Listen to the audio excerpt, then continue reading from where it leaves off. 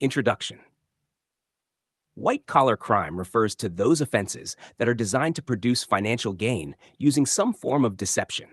This type of crime is usually committed by people in the business world, as well as some executive government people, who, as a result of their job position, are able to gain access to large amounts of other people's money. White-collar crime overlaps with corporate crime because the opportunity for fraud, bribery, insider trading, embezzlement, computer crime, and forgery is more available to white-collar employees. White-collar crimes have a drastic effect on the economy and financial state of a country. A broad range of white-collar crimes are perpetrated each day in Pakistan.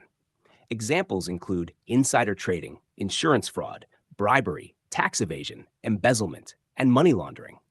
Some offenses are committed on a small scale, like when individuals filing for liquidation bankruptcy fail to disclose personal assets on their petition.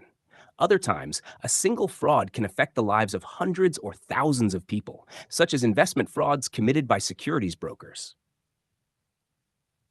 Definition of white-collar crime. Within the field of criminology, white-collar crime has been defined by Edwin Sutherland as crime committed by a person of respectability and high social status in the course of his occupation.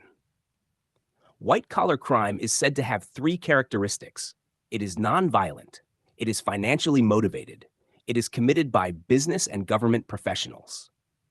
White-collar criminals use their positions of trust in business or government to commit crimes. Sutherland's definition in itself provides for two unique features of white-collar crimes. Firstly, white-collar crimes are committed by people of high social status, and secondly, these crimes are a result of occupational roles. This definition also differentiates white-collar crimes from other ordinary crimes, which are called conventional crimes. White-collar crime is categorized into four main forms, namely fraud, corruption, manipulation, and theft. What is corruption? Corruption is the abuse of entrusted power for private gain, and public corruption as the misuse of public office for private gain, or more broadly, as an abuse of public trust. Bowles defines corruption as a concealed abuse of a position of trust by an expectation that one will do what one is relied on to do. Transparency International defines corruption as the abuse of entrusted power for private gain. The Oxford Dictionary describes corruption as fraudulent and dishonest act by those in power, typically involving bribery. White-collar crime, a nonviolent crime. White-collar crimes are not dependent on the application or threat of physical force or violence. The motivation behind these crimes is always financial. By its nature, white-collar crime is non-physical, covert, and immediate in impact. These crimes are more complex and require more planning and organizing. Therefore, the violators are also different from the criminals who are involved in ordinary crimes.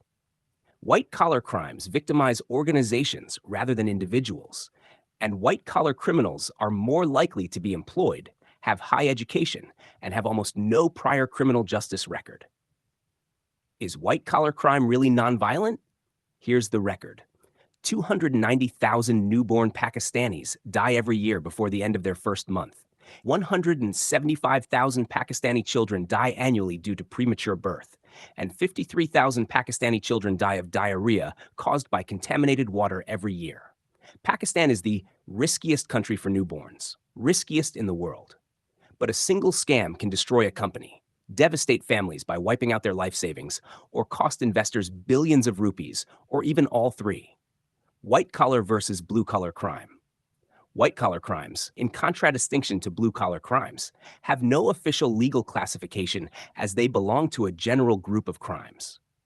The term blue-collar crime was originally coined to mean those crimes committed by individuals from the working or lower class of society, who normally wore blue shirts because of the nature of their work.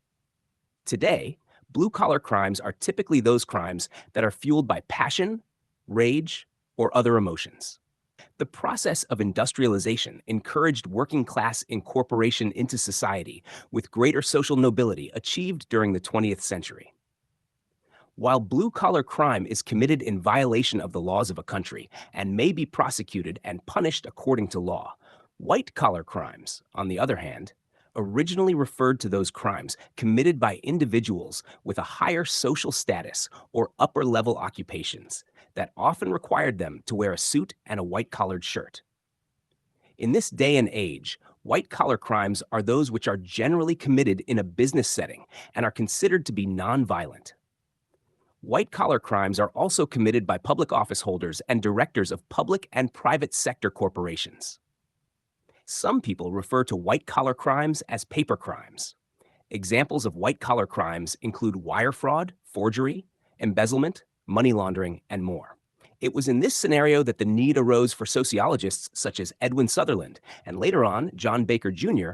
to highlight the requirements for the legal fraternity and the judiciary, to consider substituting the age-old criminal law principle of treating a criminal as innocent unless proven guilty beyond a shadow of a doubt, by doing away with the principle of presumption of innocence and proof of guilt beyond a shadow of doubt.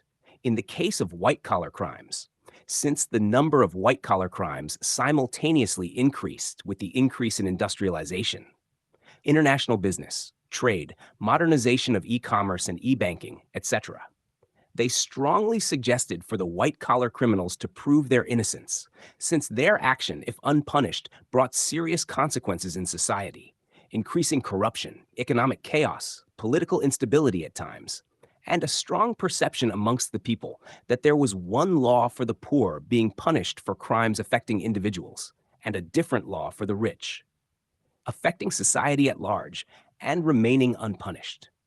White-collar criminals include business managers, fund managers, and executives committing financial fraud. Individuals can face prison time and steep fines if they are convicted. The state can also pursue financial damages from corporations and banks that commit white-collar crime at an institutional level. One of the most well-known white-collar criminals was Bernard Madoff, who was convicted in 2009 of massive fraud that cost investors $65 billion.